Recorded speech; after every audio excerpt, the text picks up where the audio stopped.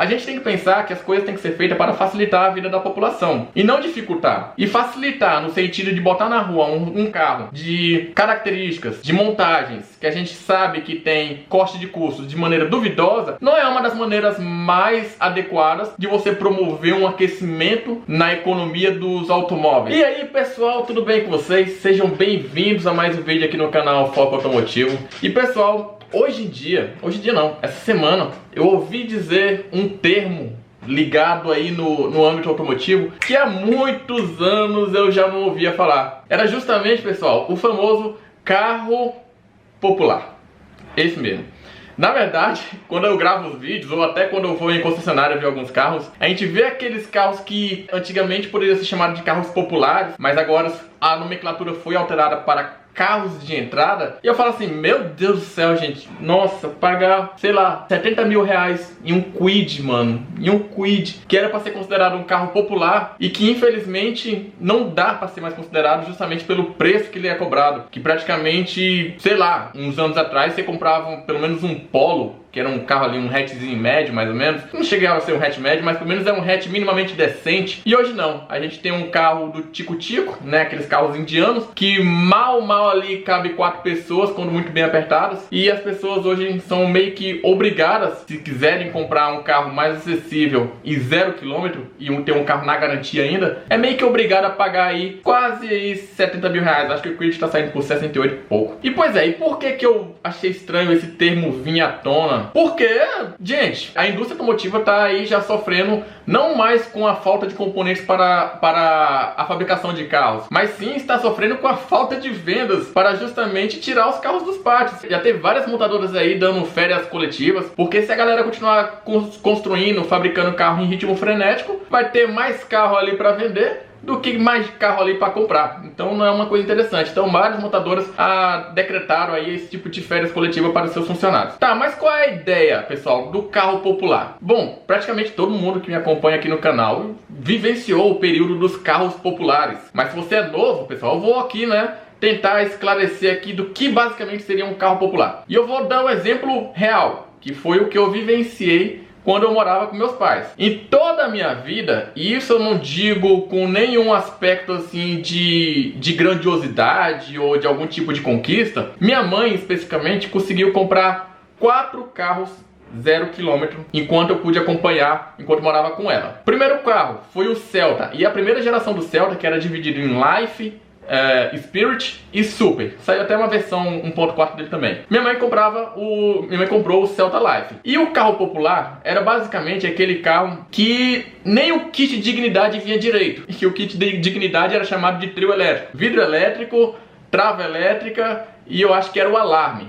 Se não era alarme, era outra coisa aí. Mas é esse trio elétrico aí que as montadoras divulgavam como sendo uma vantagem do carro popular para, né, atrair mais públicos aí para sua concessionária. E o Celta, ele é bem característico desses carros populares, porque além dele não vir com um ar-condicionado, com esse kit de dignidade, tinha algumas opções, pessoal, que você podia comprar ele, inclusive, sem a pintura dos para-choques. Então você tinha o carro ali pintado na cor prata, às vezes você pagava um pouquinho mais ele na cor metálica, mas os para-choques dianteiro e traseiro não eram pintados, ficava naquele primer ali. Então, assim, era realmente carros com corte de custo absurdo, mas que pelo menos te levava do ponto A ao ponto B, só que sem nenhum tipo de segurança. E esse era o maior problema dos carros populares, pessoal, a falta de segurança. O famoso bateu, morreu, porque não dava para você se envolver em algum tipo de acidente com um Celta, com um Gol, com um Sandero, com um Logan, que você não tinha grandes perspectivas de sair muito bem de um acidente daqueles. E é muito natural que, de acordo com que a indústria automotiva vai evoluindo, alguns itens de segurança vão sendo aderidos aos carros. E eu lembro muito bem a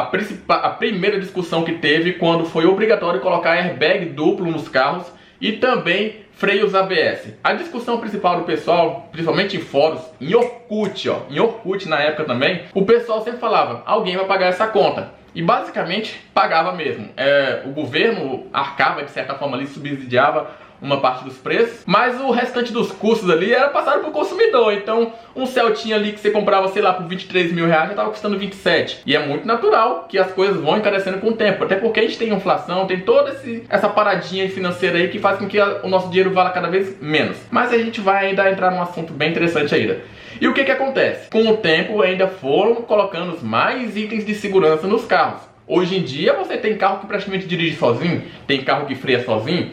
Então, o Kwid eu acho que não freia sozinho. E ainda assim custa 68 mil reais. Então é umas coisas que eu não consigo entender. Então é muito natural que, de acordo com que a indústria automotiva vai evoluindo, os preços vão sendo repassados. Porém, eu não consigo me lembrar, pessoal, de um período em que a gente saiu dos 30 mil para 68 mil reais. Na verdade, eu digo isso com muita surpresa, porque, sério, minha mãe comprou um Celta Life, comprou um Classic, comprou depois o Celta da geração nova, Life também, sem nem para-choque pintado. E o mais organizadinho que ela conseguiu comprar foi o Fox geração 2, 2013, que tinha os para-choques pintados, vidro elétrico, mas não tinha ar-condicionado. Então ainda faltava essa parte do kit dignidade. Mas ainda assim, pessoal, era carros ali que custava na faixa de 33 a 35 mil reais. O Fox, nesse último, custava mais ou menos essa faixa de preço. E agora, o papo do governo é querer trazer de volta os carros populares. Só que com preços que não eram naquela época de 30 mil. No máximo chegando a 45 mil reais, que é a ideia que o governo atual está querendo que os carros custem. E com essa ideia também, a gente percebe que, assim, pô, se um Kwid que mal carrega 4 pessoas já custa 68 mil reais, que tipo de carro a indústria automotiva vai oferecer pra gente a partir de 45 mil reais? A ideia do governo é tirar um pouquinho de imposto, tirar um pouquinho dos lucros das empresas, no caso dos lucros das montadoras, do lucro da concessionária, para fazer aquele mexido e fazer com que o consumidor final pague um pouco mais barato nesse carro. Mas também tem a questão de motorização. A ideia do governo é que as montadoras fabriquem somente motores movidos a etanol. Isso pensando, claro, na poluição do meio ambiente. Tá, mas vamos agora aqui bater em todos esses aspectos, pessoal. Carro popular nunca foi um carro bom. Eu acho que a pessoa que quer ir do ponto A ao ponto B, ela quer ir pelo menos com um mínimo de segurança, porque infelizmente, vocês acompanham isso diariamente aí no lugar onde vocês devem morar, diariamente tem acidente. Dos acidentes mais leves aos acidentes mais pesados. E a gente sabe que quanto mais um carro é bem equipado em itens de segurança, esses carros mais equipados protegem muito mais as pessoas que estão ali dentro do veículo. E os carros menos equipados protegem menos as pessoas ali dos veículos. Tanto que tem aquele teste do Let and Cap. Então assim, carro popular, se a ideia do governo é trazer carros a preços acessíveis, a gente sabe que vai ter corte de custos em todo tipo de aspecto. E carro popular nunca foi sinônimo de carro bom. É um carro que serve para a finalidade dele, mas nunca foi um carro bom, tampouco um carro seguro. O que o governo quer fazer? Oferecer esse tipo de carro, mas não quer mexer, pessoal, no que basicamente encarece todo o carro. Eu peguei um dado aqui, que está até salvo aqui no celular. Não sei se todo mundo um dia parou para pesquisar, ou até mesmo para saber o tipo de preço, quanto que você paga no teu carro, de quanto é imposto, né? Então assim, o valor que você paga hoje no carro, tem muita coisa rolando ali no final das contas que faria com que o Kwid basicamente saísse de 68 para 30 mil. E ainda assim seria caro um Kwid por 30 mil reais, né? Ou um Mob também. Olha só que interessante, pessoal. No Brasil, temos 2 tipos de alíquotas de imposto, isso já dou no total geral para vocês aqui, que incidem sobre carros brasileiros, fabricados em indústria nacional, e carros que são importados. Tanto é que algumas empresas internacionais, Mercedes, BMW, já fabricam carros aqui no Brasil. Mas para vocês terem ideia, pessoal, no teu carro, só de imposto, pega ali basicamente uns 5 ou 6 impostos. É o PIS, COFINS, ICMS, eu acho que tem mais uns 2 impostos aí que eu não tô lembrado agora. Quando junta todos esses impostos, pessoal, o dado completo aqui para vocês é o seguinte: o carro ele pode ter um acréscimo de 30 até 49% no valor final dele. E isso, é claro, variando de motorização. Carro com baixa cilindrada tem menos imposto, né? Ou uma fatia um pouco menor de imposto. E carros de alta cilindrada tem um imposto um pouco maior. Agora os carros importados, pessoal, aqui é engraçado. Carro importado paga em média de 60 a 79% de imposto, só de imposto.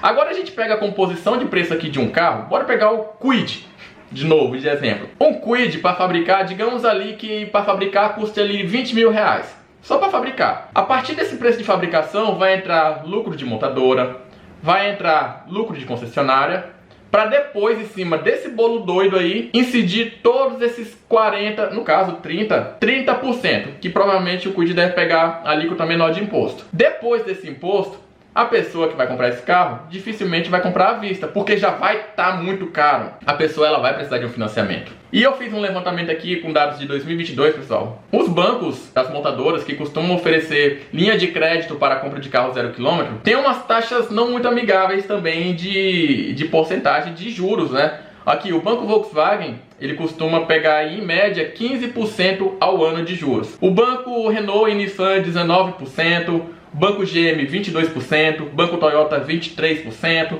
Banco Hyundai 23%, 23,76%. Tudo isso aqui é ao ano, tá, pessoal? Porque, pelo amor de Deus, se fosse ao mês também, nossa senhora. E o Banco Peugeot, Citroën, PSA, 24,54% ao mês. E normalmente, quando as pessoas costumam comprar esse carro, costumam comprar na promoção. E aquela promoção bem bacana, que é compre um e pague por dois. Então assim, o banco... Hoje em dia a galera está acostumada a financiar um carro em 48 vezes. Então pegando aqui o nosso alíquota menor, que é o Banco Volkswagen, em 4 anos você paga 60,2%. E já o Banco PSA você paga 98,16% em 4 anos. Promoção boa, né? Compra um, paga por dois. Mas no final das contas, quando você for vender, vai ter 1/3 ali de um carro. E o que acontece? As taxas de juros no Brasil também não são nada amigáveis no quesito de oferecer linha de crédito para os compradores. É claro que a gente tem umas outras possibilidades também, como amortizar parcelas anteriores, né, de financiamento, que você dá uma quebrada nos juros, e também acesso também a consórcio, também que você dá uma quebrada ali, você tem os juros menores, né, não é nem juros, fala taxa de administração, que fazem com que você consiga pagar um pouco mais barato no seu bem. Mas a questão, pessoal, assim... Quando a gente pega todos esses dados que a gente tem aqui, a gente sabe que quando o governo está querendo oferecer carro popular pra gente, na verdade não está fazendo nenhum tipo de benfeitoria. Não é benfeitoria oferecer carro popular. Benfeitoria seria ele abrir mão de boa parte desses impostos, no sentido de que as pessoas consigam comprar carros melhores, mesmo que não mexa nos preços atuais. Por exemplo, qualquer carro hoje melhorzinho está caindo aí na faixa de 90 a 100 mil reais. Vamos pegar aqui, por exemplo, os Estados Unidos em suas épocas melhores, né? Que hoje deu uma cambaleada lá. Mas em épocas boas dos Estados Unidos, a taxa de financiamento de um veículo 0 km era de 3 a 5% ao ano, pessoal. Ao ano. E assim, a galera lá nem é consumista de carro. Assim, com tanta... Você vê muito carro assim, muito velho lá, carros antigos, né?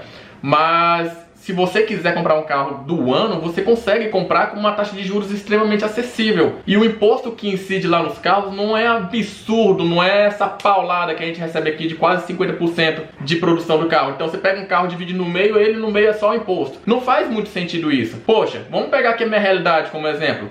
Eu tenho 2 carros na garagem. O carro mais novo que eu tenho, ele já tem 8 anos de uso, galera, que é o Peugeot. O carro mais velho que eu tenho já tá com 10 anos de uso, que é o Logan. Vocês acham mesmo que eu não queria poder entrar na concessionária e comprar um carro 0 km, velho? Mesmo que esses carros 0 km hoje não tenham toda a característica que o Peugeot tem, mas pô, é um carro um pouco mais moderno, que é mais econômico, que gera um desempenho melhor. Ou até mesmo se eu quisesse comprar, por exemplo, uma BMW, se tivesse taxas amigáveis, preços amigáveis. Você acha mesmo que a galera iria comprar Kwid, iria comprar Mob, iria comprar Onix, Gol, Polo, esses carros que estão praticamente capados hoje em dia, em vez de comprar carros melhores? Né, se você tivesse taxas mais amigáveis? A gente já observou que a nossa indústria automotiva brasileira já está cambaleando já tem um tempo. Desde quando começou a tirar hatches médios, com o argumento de que o brasileiro não está mais consumindo esse tipo de carro. Sedã médio com o mesmo argumento. Mas aí você tira um sedã médio e hatch médio, coloca o compacto, que eles colocam o nome de compacto premium, a preço de hatch médio. Qual é o sentido disso? Nenhum sentido. O único sentido que eu consigo entender a situação é a lucratividade, a arrecadação, né?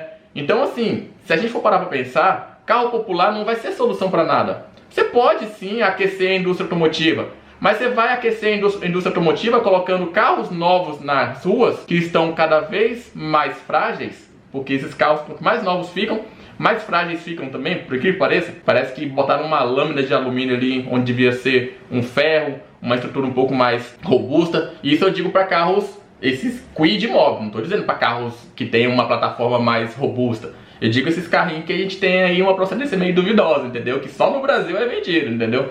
Então assim, eu faço esse vídeo, pessoal, é mais como uma reflexão de pensar, pô, a gente viveu períodos de carro populares e foram períodos que eu gostei, sabe? O brasileiro conseguiu ter acesso a carros acessíveis, conseguiu dirigir, conseguiu ter carro para se locomover, não depender de transporte público. Porém, a gente sabe também que sem um mínimo de dignidade para você dirigir num trânsito com chuva, com um sol escaldante, também é meio complicado. Com um volante duro, né? Que hoje em dia agora é só volante elétrico, só com o dedo você consegue já girar o volante. A gente tem que pensar que as coisas têm que ser feitas para facilitar a vida da população e não dificultar. E facilitar no sentido de botar na rua um carro de características, de montagens, que a gente sabe que tem corte de custos de maneira duvidosa, não é uma das maneiras mais adequadas de você promover um aquecimento na economia dos automóveis. Eu particularmente discordo completamente dessa ideia. Eu sou mais daquela ideia de que é melhor você oferecer linha de crédito acessível, tirar um pouco do imposto ali, ou boa parte do imposto,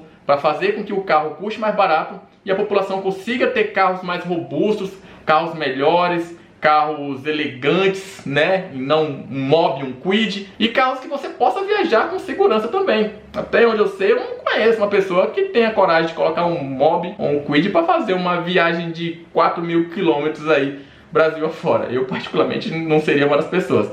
Na verdade, sendo bem sincero, até quando eu chamo um Uber e vem um Kwid, eu já fico meu Deus, cancela. Brincadeira, pessoal. Mas pessoal, fica esse vídeo como reflexão, porque eu realmente não acredito que essa seja uma solução muito válida pra gente. Beleza?